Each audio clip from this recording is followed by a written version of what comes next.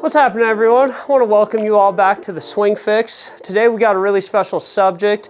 What we are going to be talking about is the differences between fairway woods, hybrids, how to build the top of the bag, and most importantly, how to set up properly and why in certain situations hybrids are better than fairway woods or vice versa.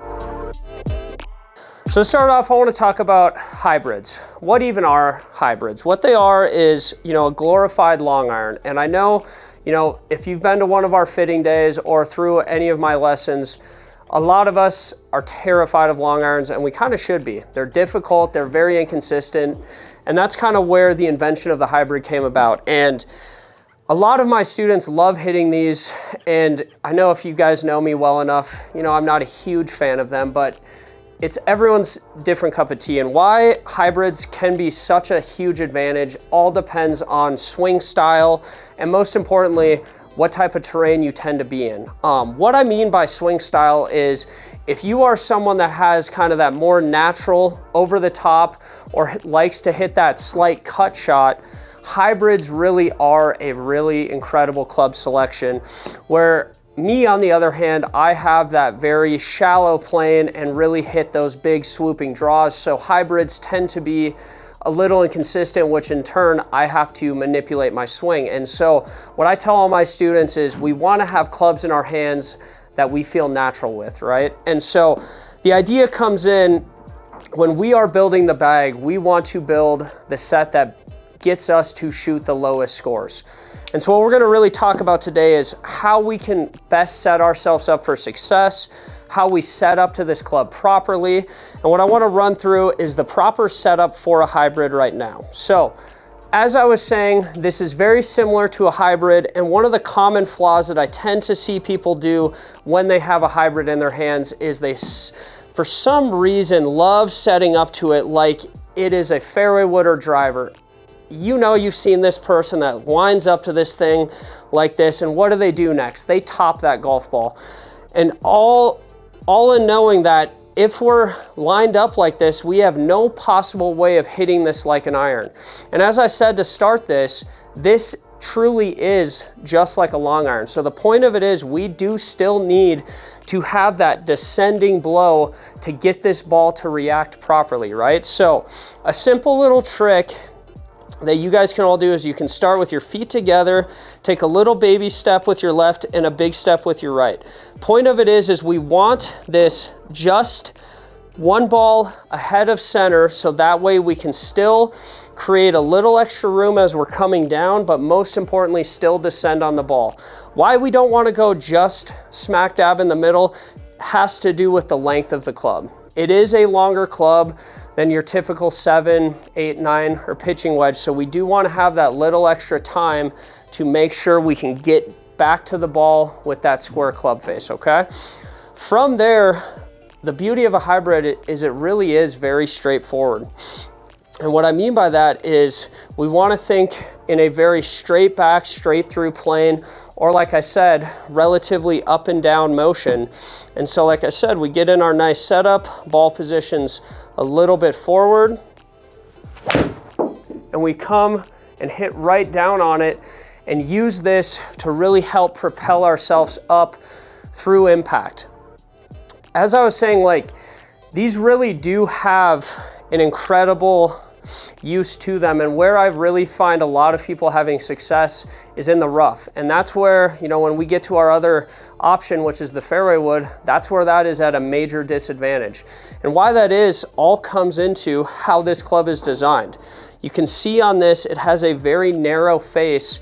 And so what the club makers were really trying to do is they were trying to create a club that not only had that high MOI or moment of inertia by pulling the weight away, but also had a narrow enough head so that way it could cut through the grass and get through any type of terrain. So the point of it is, if you happen to miss a few fairways, if you tend to find yourself with that slight over the top swing, don't be afraid to grab that hybrid, because it really is a club that will help complement your game rather than trying to grab a club that really is a little more difficult to hit, like a 3 wood, 5 wood, something like that. So talking about fairway woods, right? These are one of those clubs where it does take a lot of club head speed, it takes a lot of confidence, and most importantly, it takes a very different golf swing to really pull this shot off. And so, you know, depending on the type of student, depending on that natural swing plane, this is where I start being a little more selective on what clubs I put in my students' hands. And why I say that goes back into natural planes to what creates our best results. For someone like me who has that really natural shallow plane, fairway woods are very easy for me to sweep and to shallow at the ball. Where you take someone that has a little more over the top or a little bit more steepness coming down, AKA coming like this, what ends up happening with the fairway wood is we tend to create a lot of inconsistencies from toe to heel, which in turn, we reduce the whole point of the fairway wood and tend to hit a lot of shots chunky, heely, toey, which in turn, we don't create the whole point, which is maximizing our distance and really creating a powerful tool for us to reach greens into, or most importantly, have that second option off the tee. And so before I really jump into the big benefits of this, I wanna run over the setup positions real quick.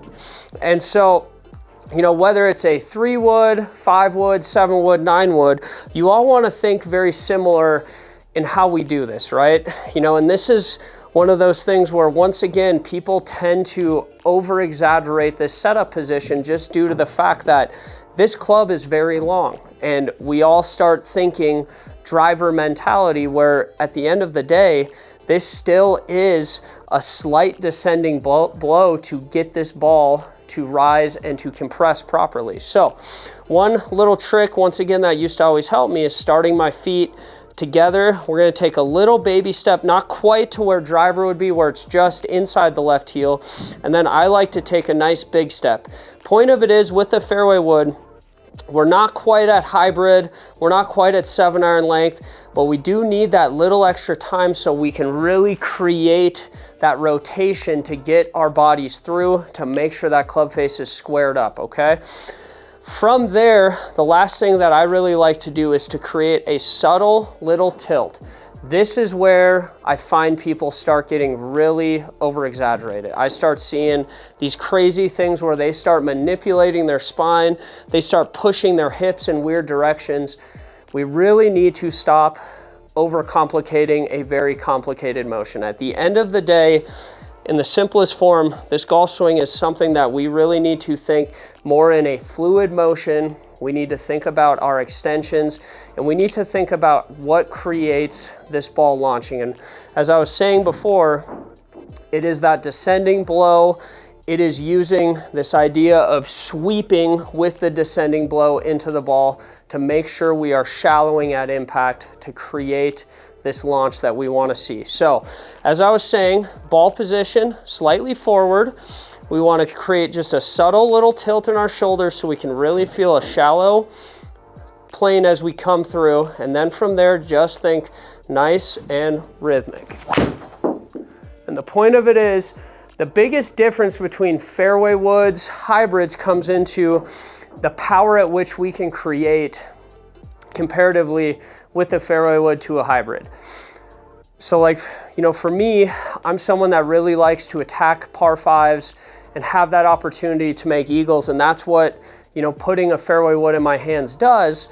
But the other part that I really like is being able to have that second option off the tee, where that's where a hybrid, not saying it can't be done, I find them to be a little limiting in comparison to what a fairway wood can do. And so the nice thing, and this is one of those pieces that I really want to touch on, because I tend to see people mess this part up on how they tee the ball up when they tee up fairway woods, is it's just the thought that we do with a driver. We want to make sure that that ball is only halfway above the crown, okay? We cannot have this ball sitting crazy high, because the point of it is, what are we trying to do again? We are trying to still descend. We're not trying to lift and scoop this ball off the tee. So if that ball is teed way up, what's gonna end up happening is we're gonna pull up, we're gonna lose our posture, and we're gonna either top it, push it, or once again, start making really inefficient contact on a very narrow face. So I don't know if you guys got to see this last Rowdy Ryder Cup, but the point of it is a lot of those guys weren't just going full send drivers off of every box. They were being strategic by shaping fairway woods, and the reasoning why is it's much easier to control a fairway wood than it is to control, say, a driver. And so this is a tool that I use a lot, whether I'm playing tournament golf or just trying to choose certain distances. Having a fairway wood is very beneficial. And so as I was saying, you want to make sure that this ball is just halfway above to where you're not trying to lift it. You can still kind of hit down and descend with that nice shallow plane. We build that nice base, get our weight stable, slight little tilt in the shoulders, and then we just want to let ourselves swing naturally through it. This is one of those really vital pieces that we can use to stay really stable in our game, to where if the driver starts spraying, which let's be honest, it's going to.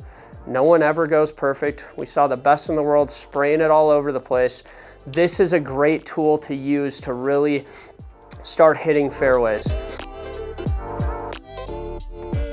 The last thing I want to talk about is this whole idea of we have to have a 3-wood in the bag. And if you guys have come to one of our fitting days, or if you've been a student of mine, I have drilled this into your head that what this club is stamped with means absolutely nothing. And what I really want all of you guys to take away from tonight is this is all about setting ourselves up for success. So whether a 5-wood or a 3-wood is in your hands, what you need to really focus on and optimize is the launch angle. And what I've seen over the years is, this general thought that we need a 3-wood in the bag because my dad or my parents have a 3-wood or my buddy has a 3-wood. But the point of it is, if you don't have enough club head speed, this is quite possibly the most worthless paperweight you're ever going to put in your golf bag. So you really need to understand what club head speed does to the launch angle and really be able to optimize what you're looking for. So the point of it is, when we're hitting a 3-wood off the deck, we want to be seeing 13 to 15 degrees of launch so that apex can actually maintain its launch. And what I tend to see with people that have those swing speeds in the 70 to 90 miles an hour, that 5-woods tend to launch like a 3-wood does. And so I want you guys to all understand that it does not matter what the club is stamped with. We need to start optimizing our launches so we can start getting the distances we need to start scoring better. So whether you have that over-the-top swing or tend to hit it a lot into the rough, we already know this hybrid's going to be for you.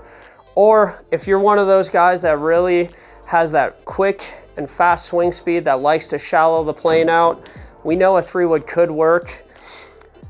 If you're in that place where you don't exactly know, please just come to one of our fitting days this next month so we can help you find out what is best for your game. Because the point of it is, quit trying to throw stuff at the wall to find out what works.